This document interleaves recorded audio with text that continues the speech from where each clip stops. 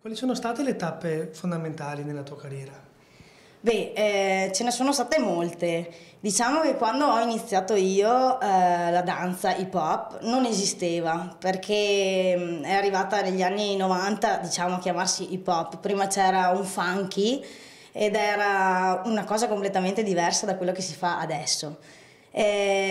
Io, diciamo, ho incominciato a fare questo funky, poi ho iniziato a studiare, sono andata all'estero, ho capito qual è la cultura hip hop, perché l'hip hop ha una cultura sua e se tu abbracci la sua cultura riesci anche a capire e venirne a far parte e incominciare a danzare proprio col cuore questa danza.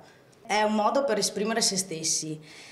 Ovviamente approcciarsi alla danza non è mai così all'inizio, è sempre da bambini si fa perché è un hobby. Poi pian piano quando si cresce si incomincia a capire se è veramente una passione e da lì si intraprende una strada, diciamo. Un consiglio per i giovani che entrano nel mondo della danza?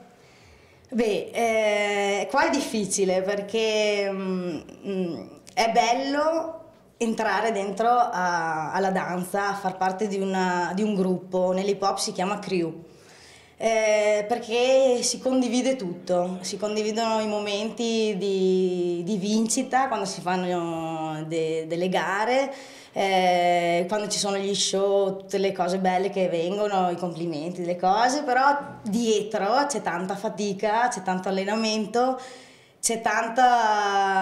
devi dedicare tanto tempo, non è una cosa che viene quando ti svegli la mattina, insomma, devi dedicare tanto tempo allo studio dell'hip hop o della danza in generale, perché comunque ogni danza ha bisogno della sua tecnica, della sua cultura. Ogni giorno ci sono a contatto con i giovani ed è un percorso che si fa con loro, perché comunque li devi educare a capire cos'è questa danza che poi si tramuta, sperando, in un domani, in una passione.